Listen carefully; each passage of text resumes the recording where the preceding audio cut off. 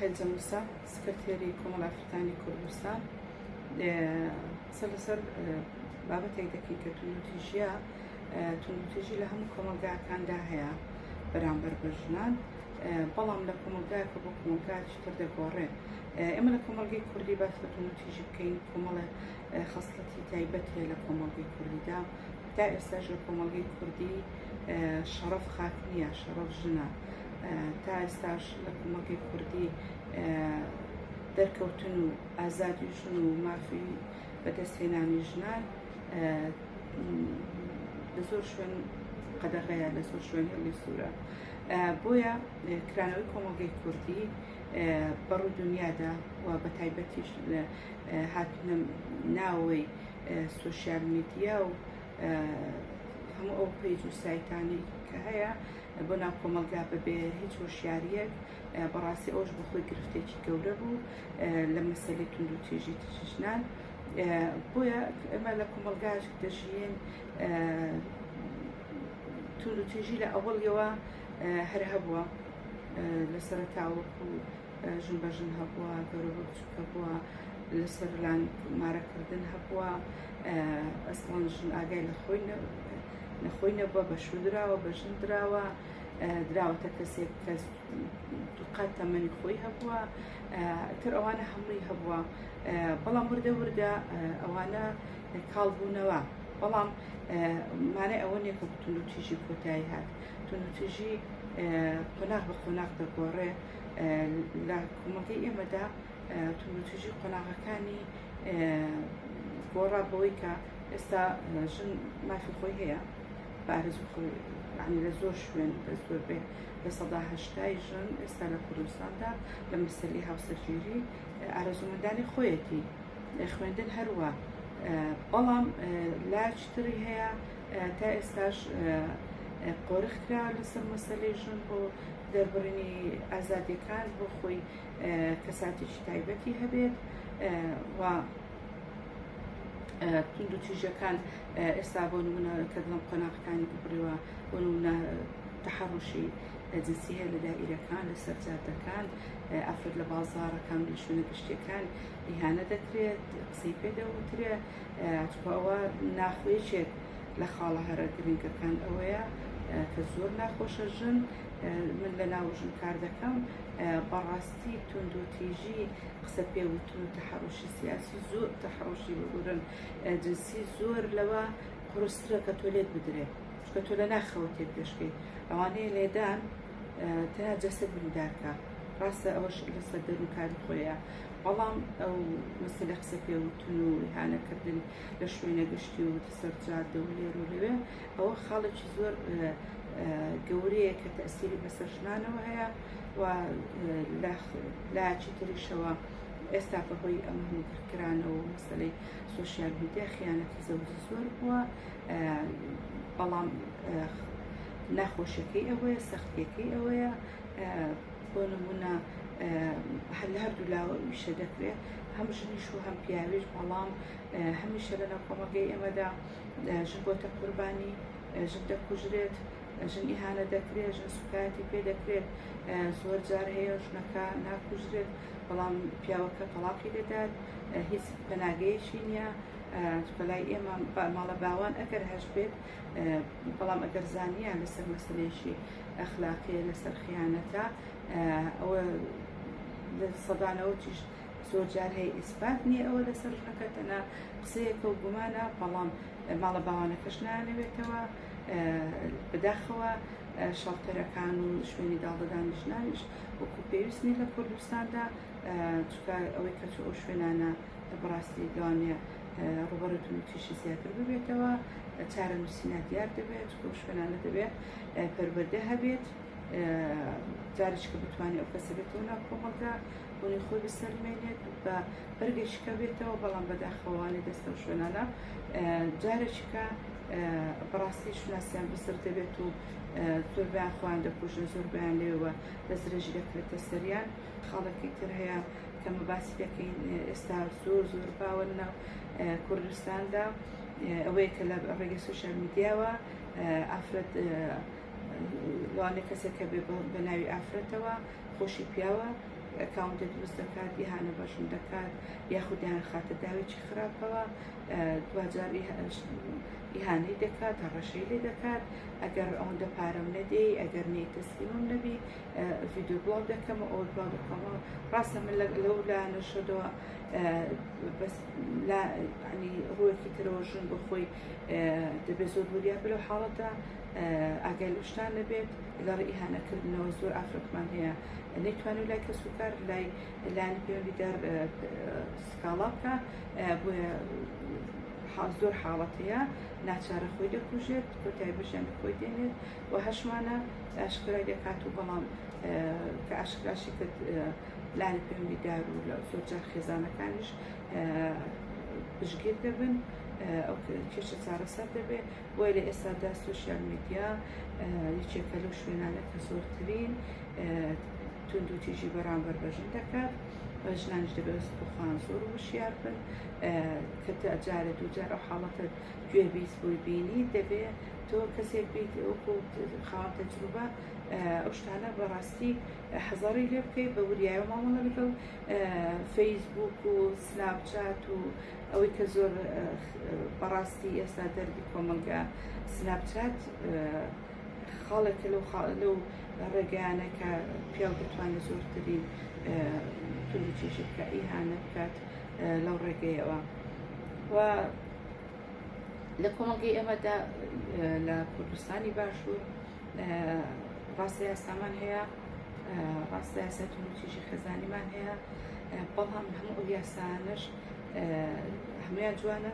ئەگەر کاریان پێ بکرێت بە جددی بۆ یەکسانیش کاریان پێ بکرێت بەڕاستی تولیچی کەم دەبێتەوە ژن تێدا پارێزراوە ژن تێدا ئاسوودەیە مطمئینە لەوەی کە بە ئاسوودەی دەژی بەڵام بەداخەوە یاساکانیش وەکو خۆی جێبەجێ ناکرێت کەمیان چونەتە بواری جێبەجێکردنەوە ئەگەر جێبەجێش بکرێت بەسەر ئافرەتێکی لەوانەیە بێ تەجروبە بێ پشتیوان دەکرێت چکە دەبیستین ئەو مەسەلانێک کە بۆن لەسەر خیانەتی زەوجی زۆرجاری هەردوو لا دەستگیر دەکرێن بەڵام دوجار ئەوەی کە واستەی بۆ دەکرێت ئەوەی کە هەوڵی ئازادکردنی بۆ دەدرێت پیاوەکەیە نەکشنەکە لێرەداشنی جارشکەوێتەوە قوربانی بۆیە دەڵم یاسا بۆ هەردووچانەیە بەڵام ئەوەی دەبێتە قوربانی ژنەکەیە خاڵێکی تر هەیە کێستا هاتووتە ناو کۆمەڵگاکان بە گشتی مەسەلەی مادەهۆشبەرەکانە کە لە هەندی حاڵەتدا لەوێشدا ژن دەبێتە قوربانی ئەگەر بە خۆشینی خوا هاوسەرەکەی دیخوات کێشە خێزانی دروست دەبێت وە مەسەلەی ئێستا حاڵیەن لە کوردستانی باشوور مەسەلەی وەزع ئابووری و سیاسیەی بە تایبەتی وەزعی ئابووری بۆتە کێشەیەکی تری کۆمەڵگا لەبەر ئەوەی حتا وەزعی مادی خێزانەکان زیاد بکات کێشە بۆ ژن دروست دەبێت زۆر خێزان هەیە لێکە ڕۆژاوتەوە زۆر خێزان هەیە بەردەوام کێشە هەیە زۆر خێزان هەیە لە وەزعێکی مەرج نییە جیا ببێت یان شتێ بەڵام زۆر خێزانمان هەیە لە وەزعێکی ئابووری زۆر خراپ دەژیت مناڵی نەخۆشی هەیە کرێچیە هەموو ئەمانە بەڕاستی خەمخۆری وەزعانە ژنە من هیوادارم بتوانین سەختێ بکەین هەموو لایەکمان هەموو ئەوانەی کە هەز بە دەرد و معاناتی ژن دەکەین کار بکەین بۆی ئەو شتانە هەمەکەم ببێتەوە بۆ حکوومەتی هەرێمیش لایەنی پەیوەندیدار هەوڵدەن وەزع باش بکەن کە بە تایبەتی مەسەلەی ئەمن و ئاسایش بۆ مەسئلەی ئابووری لە وڵاتدا ئەو دوو حاڵەتە ئەگەر وەکو خۆی هەبێت ئافرەت بەڕاستی لە کەمترین حاڵت تووشی توولوتیژی دەبێتەوە تووشی هەڵچوون دەبێتەوە تووشی جیابوونەوە نابنەوە ئەیتر ئومێد دەکەم خەمخۆری ئەو وەزع هەبێ لە کوردستاندا پرسیارەکەیە زۆر جار دەکرێت دەڵێ ڕێکخراوەکانی ژنان لە چ ئاستێ ئانی بۆ بەخەدەنگ نان بەدەنگ دێن بەڕاستی هەموو جارێ شت هەیە ئەبێ دوان هەیە کار و چالاکی هەیە بەڵام وە لەو ئاخیرانەدا دەستێک هەیە نەک ئێمە کە زۆر جار هەیە دەچینێ دادگا لە ڕووی یاساییش بۆ کەیسەکان دەکەین بەڵام دوجار ئەوەی کە بڕیار دەدا لە پشت ئێمە مەسەلە عەشایەرێکەیە، مەسەلە دەسەڵاتی حیزبیە. بۆیە بەڕاستی دەسەڵاتی حیزبی و عەشایەری بەهێزترە لە ئێمە لە کوردستاندا، بەهێزترە لەوەی کە یاسایە کە بێ تایبەت بێ بەو قەزیە. بۆیە زۆر جار دەستمان دەگرێت، زۆر جار بەڕاستی هەنگاوەکانمان دەوەستێنێ، کارەکانمان دەوەستێنێ، دەمانگەڕێنێتەوە بۆ دواوە، دیان کەیسمان هەیە، دیان حاڵەتمان هەیە، تا وەزارەتی دادیش ڕۆشتوین، بەڵام دوجار بە بڕیارێک و بە ئەمرێکی و بە تەلەفۆنێکی کەسێکی سیاسی و کەسێکی عەشایەری بەجددی زۆر تەسیر ئیشەی باشتر بۆ لە ئێمە هەم ئیشەکانی ئێمەی خاڵی کردوێتەوە. بۆ ئەوەش گرفتێکی گەورەیە لە کوردستاندا، لەبەرەوەی ئەمە ناتوانێت تا ئێستاش کاری ڕێکخراوەی بەجددی لە کوردستاندا حەزەڕێک هەیە لەسەریان، بە تایبەتیش لەو ئەخیرانەدا هجوومێکی زۆر لەسەر ڕێکخراوەکانی ژنان و ئافرەتان دروست بوو، بە هەنجەتی ئەوە دەستێک بوو کە ئێمە کار بۆ خزمەتی ژن ناکەین. بگرە زۆر جار هەیە لەوانەیە پێمان دەڵێن ئێوە لادەری ژنن، بەڵام بە پێچەوانەوە ئێمە خۆی بۆوە دروست بووین و ئەمنوکو کۆمەڵی ئافرەتانی کوردستان ئەوە دەسەلمێنم، ئەوە ئیسپات دەکەم کە کۆمەڵەکەمان بەوە دروست بووە کە خۆشیاری ژن و ژن لەسەر پێ خۆی بوەستێ، ژن ئازاد بێ، ژن بتوانێت کەسێکی چالاک بێ، کەسێک بێ ئەکتیڤ بێ لە کۆمەڵگادا، خزانێکی تەندروستی هەبێ. ئەمە هیچ کاتێک لەگەڵ ئەوە نین، لەگەڵیشی نابین، خێزانێک هەڵبۆشێنین، ئافرەت بەلا ڕێدا بەرین. هەموو ئەمانە کۆمەڵە دەستێک بوو لەو ئەخیرانە لە کوردستاندا، وا بە تایبەتی لەسەر مەسەلەی جێندەر کە تا ئێستاش ئەوانەی کە لەسەر مەسەلەی جێندەر قسە دەکەن و دژنی نەچوونە بنچ و بناوانی جێندەر خۆی وشەکە لە چیەوە هاتووە. ئەوە شتێکی جیهانیە. جێندەر مەسەلەی جیاوازی ڕەگەزیە، جیاوازی مافی ڕەگەزیە. من دەبێت لەگەڵ بەرامبەرەکەم یەکسان بم، من دەبێت مافی خۆم هەبێت لە کوردستاندا ئەو کۆمەڵگای تێدا دەژیم. دەنا جێندەر هیچ مانایەک و هیچ دەسیرێکی خراپی بەسەر تاکەکانی کۆمەلگا نیە، بەڵام بەداخەوە کۆمەڵێلان هەستان بە خراپکردنی ئەو وەزعا کە کۆمەڵی چالاکیە بوو وەستاندیان. هەمووشمان دەزانین دەسەڵاتی کوردی ئەمڕۆ پشگیری من ناکات، پشگیری ڕێکخراوەکان ناکات، بەڵام بە حکمی ئەوەی بۆ دەسەڵات پێویستی بە کۆمەڵە لایەن هەیە، دوجار حکومەت نەیتوانی تەسیری بەسەر ئەو قەزیە هەبێت. جێندەر بوو بە مۆتەکە بەسەر کۆمەڵگاوە. ئێستاش ینی وای لێ هاتووە لە هەندێک شوێن ئەگەر باسیکەی تۆ کەسێکی لادەری، بۆیە هەموو ئەوانە بەسەر وەزعەکان تێدەپەڕن. بۆیە ئەمە وەکو ڕێکخراوەکان بنووکو کۆمەڵی ئافرەتانی کوردستان، وەکو هەموو ئەوە چالاکەوانانەی کە ئیش دەکەن لە کوردستاندا، ئێمە چالاکتر بین بۆ مەسەلەی کەمکردنەوەی توندوتیژی لە خەڵک تێبگەێنین کە توندوتیژی بەرامبەر بە ئافرەتان بەڕاستی شتێکی زۆر ناڕەوەیە. ئافرەتیش مافی خۆیەتی ئازاد بژی، ئافرەت مافی خۆیەتی لەسەر پێەکانی خۆی بۆ سێ داوای مافی خۆی بکات، داوای ئەو بکە کە هیچ کەس بۆی نییە دەستی لێ بەرزکاتەوە، هیچ پیاوێک بۆی نییە مافەکانی پێشێککە سنووری ئازادەکانی ببەزێنێ. پشتگیری هەم ئەو یاسانە بکەین و هەوڵدەین ئەو یاسانە خۆی جێبەجێ بکرێت بۆ ئەوەی لە ژسای ئەو یاسانە و دەسەڵاتێک لە هەرێم هەیە لە ژسای ئەوانە ئافرەت پارێزراو بێ، ئافرەت حەزبەبوونی خۆی بکات. ئەمە هەمیشە لە هەوڵداین، بەڵام بەڕاستی شێوابێک و ئاڵوزێت هەیە لە کۆمەڵگادا. کاری باشتری دەوێت،